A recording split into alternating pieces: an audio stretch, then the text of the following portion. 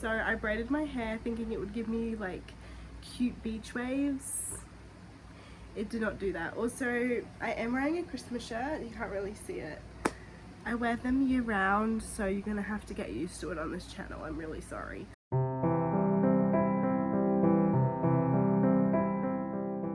Okay, I kind of fixed the angle a little bit. I hope this is a bit better. But hey guys, welcome back. My name is Isabella if you're new. If you're not new, hey, how are ya? We're gonna go through my 2023 physical TBR. I have a lot of books in front of me, like about 30. I don't really know, I didn't really count, I just picked them off my shelf. These are like highly anticipated books that like I need to read next year. Like it's non-negotiable, they need to be read. And I got myself a book cart. Well, actually I got gifted it for Christmas, which I'm very, very excited about. So I'm hoping that because of this it'll kind of influence me to read these books, hopefully. So how today's video is going to go is I'm going to film this, I'm going to go through all the books, and then at the end of the video we're going to go through together and put the books on my cart. It's just going to be easier for me because like setting up the camera and stuff when I'm again injured, it's difficult, so it's just easier. It would be more ideal for me to just go through and put them on the cart as we go, but I'm sorry, that's just not what we're going to do today. I'm going to jump right on into this. I'm not going to go into too much detail about the synopsis, I'll just kind of say roughly what it's about, but a lot of these books I won't even need to tell you guys what it's about, like this first book because it's that popular, and that's Fable by R.F. Kuang. This is like the #1 book on this list I want to read, but it's also the #1 book on this list that's terrifying, like actually terrifying. I don't know, it's just scary. I don't know, I'm terrified to read this book and not like it because it's popular, okay? Really popular. I don't know much about this book. I know it's about a little boy who gets sent to like Oxford University, Royal Institute of Translation. He has to learn all these different languages, and in some way I think he helps the Empire, but it's actually like not a good thing because the Empire is going against his hometown. I think it's something like that, but it's I've heard it's very heavy, it's very history based, like apparently there's a lot of actual history woven into this book, mixed with some fantasy. I don't know, I don't really know that much about this book, but that's kind of like, I want to keep it that way because I feel like it would make the reading experience a lot better. Also, I literally just discovered this. Hang on. Look at this. Oh my gosh. Look at that. And then you've got like the actual Babel building. I never look at these, like I never refer to them, but how nice is it to look at? Alright, next I think I'm just going to jump into the series because this year one of my goals is to read series, and I have quite a lot on this list. So first, Jade City Fond du Lis. This is another book that's like, I'm very, very excited for it. I believe it's about two like clans or two families that kind of going against each other. They live in this place where Jade is precious. I'm so bad at these synopses, I'm sorry. It's a stone that enhances a warrior's natural strength and speed. So it's like a magic stone basically. And I believe there's like these two rivals, war. I've heard there's lots of politics and a lot of war in this series, which is like, I love that. It's my favorite thing in fantasy books. And also just the whole idea of having this like jade that's like magical. I don't know why, but I thought that was just such a good idea. I don't know, I just read that and I'm like, oh, that is genius. The Harry Potter series. Would you believe me if I told you that I have not read or watched Harry Potter? I have no idea what it's about. So here we have Harry Potter and the Philosopher's Stone, Harry Potter and the Chamber of Secrets, and Harry Potter and the Prisoner of Azkaban. Did I say that right? A moment for the book. That is beautiful. If I do a like prettiest covers, you best believe these books will be in it because these covers, specifically this one, I just think is gorgeous. Oh my gosh, stunning. But I'm very excited to read these because I never did. So I never got that Harry Potter reading experience, and I would like to, what am I doing here? Why am I struggling so bad? Got it. I got it. Right.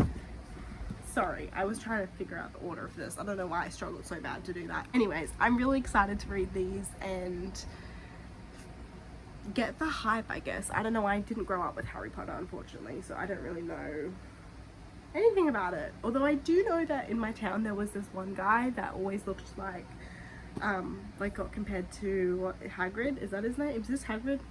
I think this is Hagrid. This is Hagrid. Yeah. He looked like Hagrid.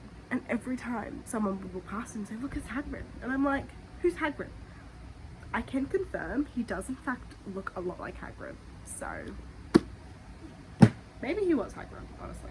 Now for our duology that has been on my TBR for an embarrassingly long time. These Violent Delights Are Violent Ends. It's a Romeo and Juliet retelling set in Shanghai in the 1920s. I believe there's like a small fantasy element. It sounds like everything I love. Like, everything. It's just the fact that it's a Romeo and Juliet retelling. Like, that is my favorite. Romeo and Juliet, I love. So the fact that these are retellings kind of scares me because, listen, I know what happens at the end of Romeo and Juliet, okay? And I'm just not sure I'm prepared. Cruel Prince trilogy. We have The Cruel Prince, The Wicked King, and The Queen of Nothing. This series often gets compared a lot to ACOTAR, but it's like a YA version that apparently focuses a lot more on the politics than the romance, which is quite literally perfect for me because I'm much more of a politics person than a romance person in fantasy stories. So I'm very, like, I feel like I'm saying I'm very excited about every book. Obviously I'm excited, that's why it's on this list, but I don't know, I wanted to wait until I finished ACOTAR before I picked these up, just so that, because they're so similar, or like the plot seems so similar, I don't know, I was nervous, but I finished with that series, so I'm ready to pick this one up. Speaking of ACOTAR and Sarah J Maas, we have her Throne of Glass series, which I'm hoping to read and finish this year. I only have The Assassin's Blade and Throne of Glass. I was going to read this first, but now I don't know because everyone's telling me to not read it first and to read it like third or fourth, so I don't really know, but I do want to read Throne of Glass this year. I don't know if I'm going to like it as much as ACOTAR because I really did enjoy ACOTAR, but I think it'd be fun. I don't know what it's about. Assassins, I think? Oh, The Assassin's Blade, that would make sense. Yeah, good job Isabel. The last series I think I have on this list is going to be the Addicted series, I think this is called, by Krista and Becca Ritchie. I don't really read romance like at all, but I do have these and I have one other romance on this list in case I am feeling it, or two technically actually.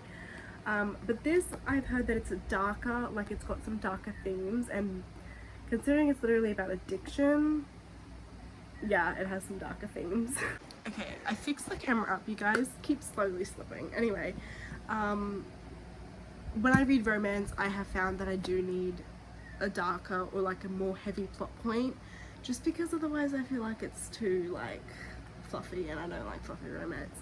Except for this one book that is on this list, because it does actually sound really good, and that's Better Than the Movies by Lynn Painter. I have started it and I did enjoy like the 20 pages I read, but the reason this book seems amazing is for the simple fact that every chapter starts with a quote from like a rom-com.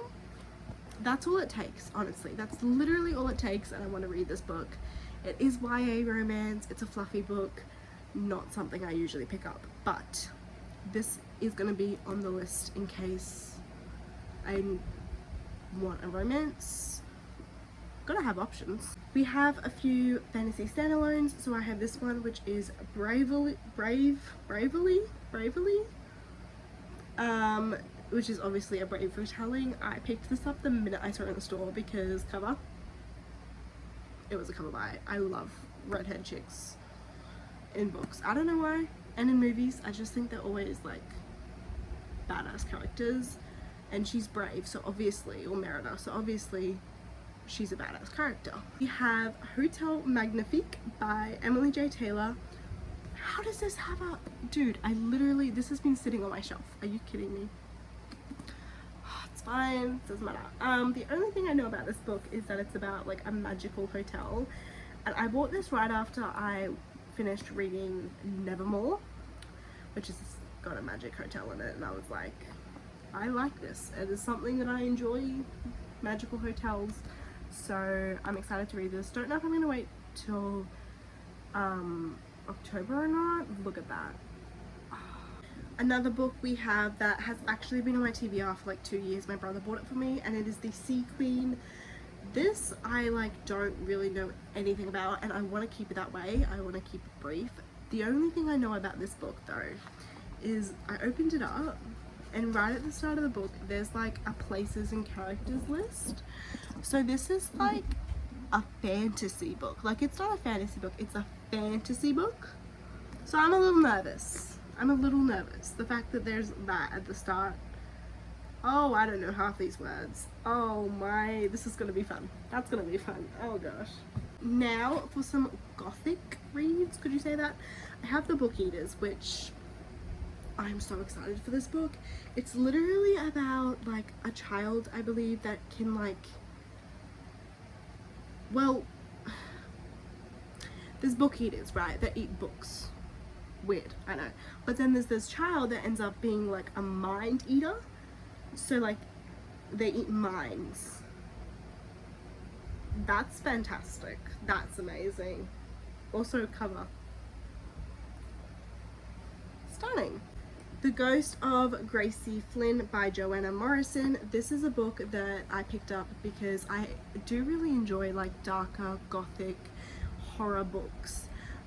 Or like thrilling books, and I think this year I just really want to read a lot of those because I enjoy them so much. So this year I'm focusing on like reading books that I genuinely really enjoy, and this one is about Gracie Flynn, who is a ghost, obviously, cover, but it's essentially about her, I guess, trying to say her story, but she's like dead. I don't know, like, it's kind of like a thrilling what happened to Gracie, and then she's like, the ghost of Gracie Flynn has a story to tell about the night that their lives changed. So I don't know, there's a ghost. I'm really bad at these synopsises, but I am the type of reader that doesn't really read the synopsis, so I'm doing the best I can. A lot of these books I genuinely feel like will definitely be in like the best covers of the year, or the prettiest covers I own, because hello, she's a beauty queen. Anatomy, love story. I'm gonna get this ugly sticker off because that's hideous, but it is a literal girl and her dress is in the shape of a heart. That is genius. This one I'm excited for. It is a gothic tale of mystery and romance. It is about a girl who basically wants to be a surgeon, but this is back in the day where like women really couldn't be surgeons. So the professor is like, if you can pass the exam without taking my classes, you can be a surgeon. So she has to basically study on her own, and her way of doing that is digging up graves. Genius. One of my favorite authors is CJ Tudor, and this year I would like to read The Burning Girls. I'm essentially trying to read her backlist, and this is a book that I picked up that I haven't read, and I'm not going to read the synopsis, especially for CJ Tudor. CJ Tudor is the one author that I would say do not read the synopsis, because her books are actually so mind-blowing that it's crazy. So we're going to go into that one literally blind, completely blind. I don't even know the main character's name. We're going to keep it that way. Alright, lastly, I think, yes, we have 3 classics. I say that because one of them isn't really a classic, and that is My Year of Rest and Relaxation. Actually, is this a classic or not? I actually don't know. Is it a modern classic? I don't think it's a classic, but I honestly don't know. My Year of Rest and Relaxation. Yeah, apparently it's like a comedic book. I mainly just want to read this because it's so like, people hate it or they love it. I feel like I will hate this one, I'm not gonna lie to you. I'm someone that's not a fan of books if the writing's not good, and a common complaint is the writing is not great. But I guess we'll form my own opinion when I read it. We have Jane Austen, Pride and Prejudice. This is my ugly copy. I have a much prettier one on my shelf, but I'm gonna put this on my cart just as a reminder to myself to read it. I have tried and I couldn't get into it, but I want to try again because it's Pride and Prejudice. So it's a romance. I'm sure you know what Pride and Prejudice is. I'm not going to tell you. And lastly, we have the classic that I think I'm most excited for, and that is The Handmaid's Tale. This sounds like such an actual terrifying story, but also one that's like kind of scary because I can possibly see it being a thing if our government was to go crazy, which, you know, I wouldn't put it past us. I think it's from what I have heard, it's just about like women who, or handmaids, who literally only purpose is to give birth, and that's it. That's like it. So scary. Alright friends, we have gone through the books that are on my physical TBR. Now I may add more to this list when we put them on the cart. Depends if there's space, or maybe I have too many, I don't know. We're gonna rearrange the camera and start putting these books on my cart. I'm so excited.